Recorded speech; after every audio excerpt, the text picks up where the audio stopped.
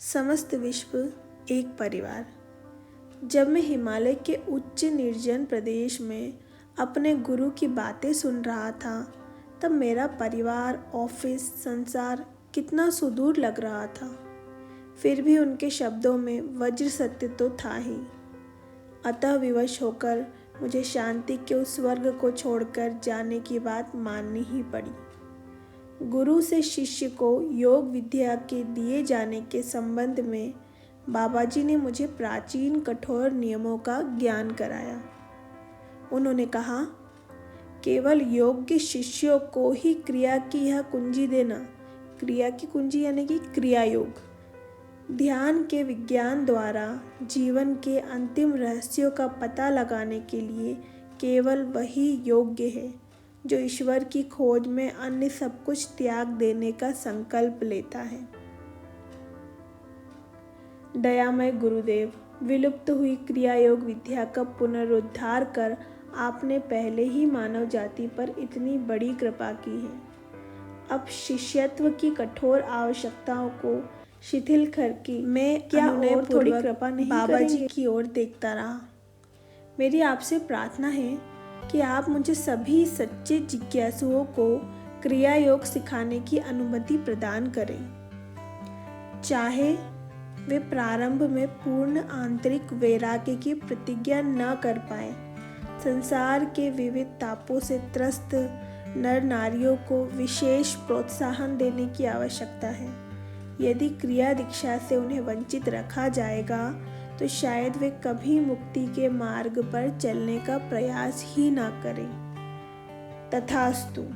तुम्हारे माध्यम से ईश्वरी इच्छा प्रकट हुई।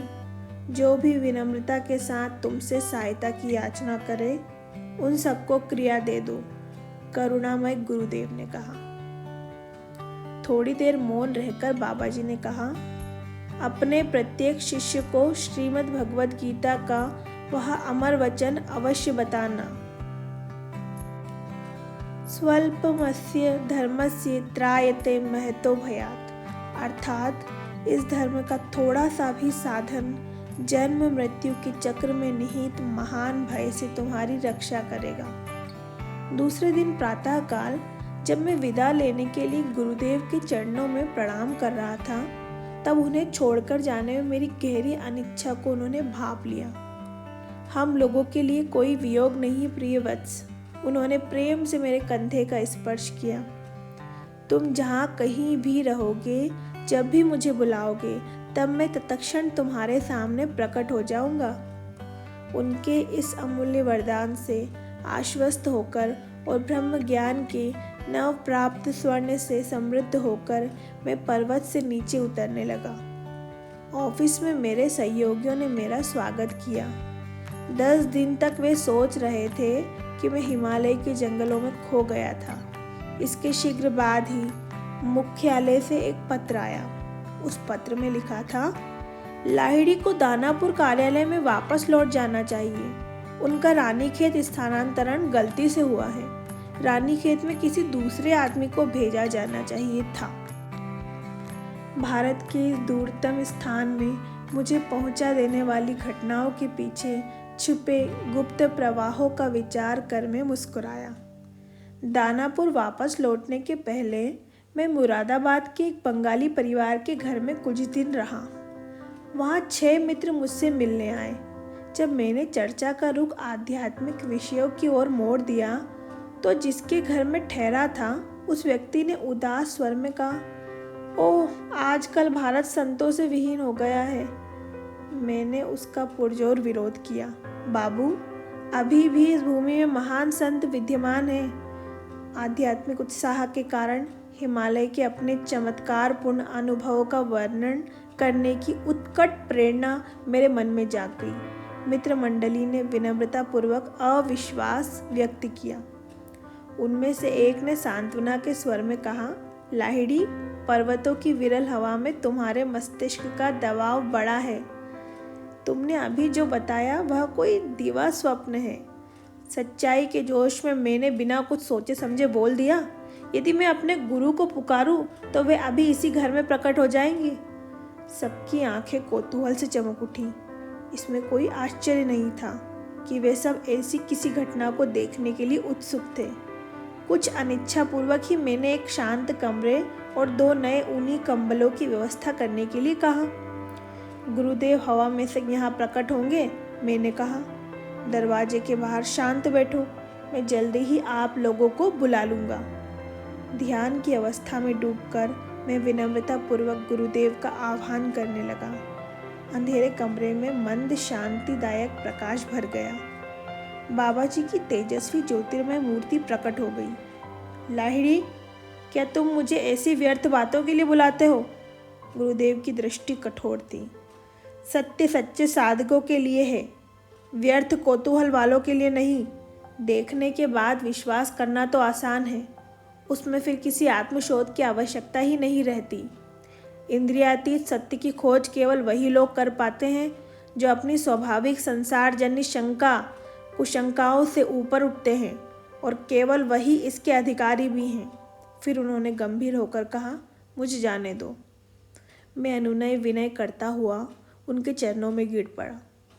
पूज्य गुरुदेव, अपनी गहरी भूल मेरी समझ में आ गई। मैं उसके लिए आपसे क्षमा मांगता हूँ। आध्यात्मिक दृष्टि से इन अंधे लोगों के हृदय में विश्वास जगाने के लिए ही मैंने आपको बुलाने का साहस किया।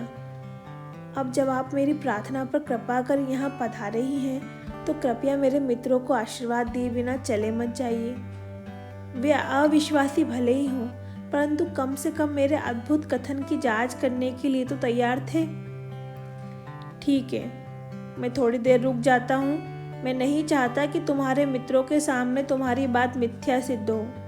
बाबा जी का चेहरा अब नरम पड़ गया था, परंतु उन्होंने सौम्य स्वर में आगे कहा, इसके बाद मेरे पुत्र, मैं तभी आऊँगा जब तुम्हें मेरी आवश्यकता होगी। जब जब तुम बुलाओगे तब तब सदैव ही नहीं आऊँगा।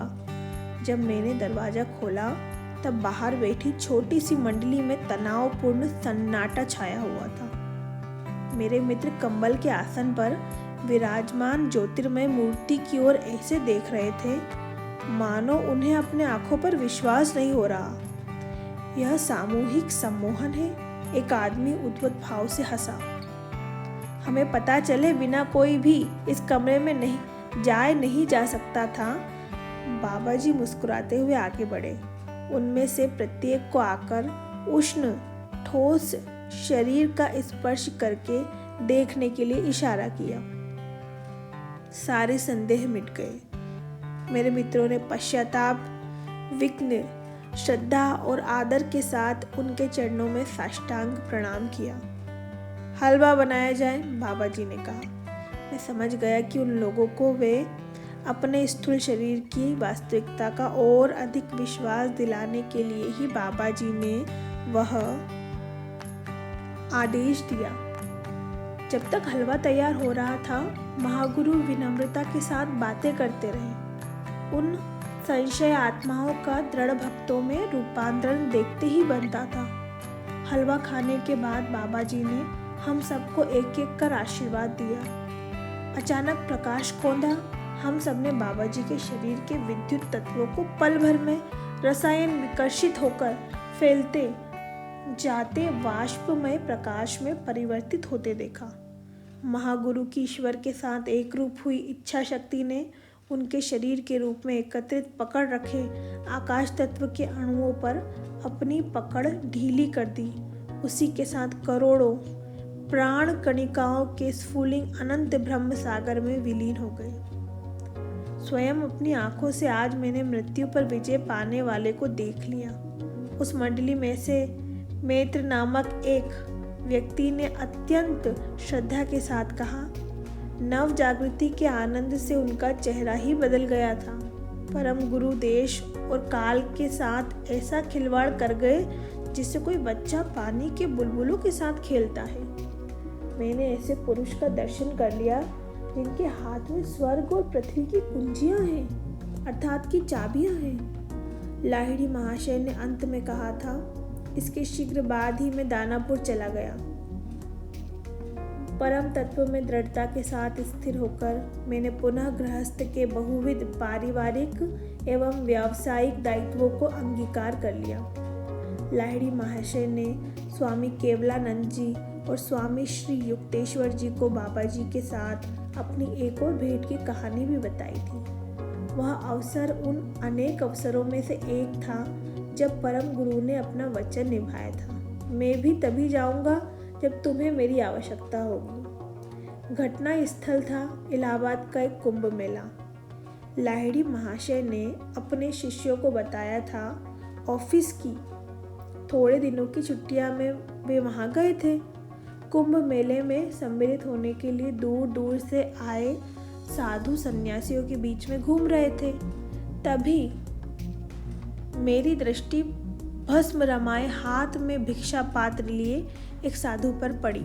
यहाँ लाहिड़ी महाशय बता रहे हैं, तुरंत ही मेरे मन में विचार उठा कि वह साधु पाखंडी है, जिसने वैराग्य के बाह्य चिन्ह तो धारण कर रखे हैं, पर अंतर में उन चिन्हों से संबंधित चारुता नहीं है।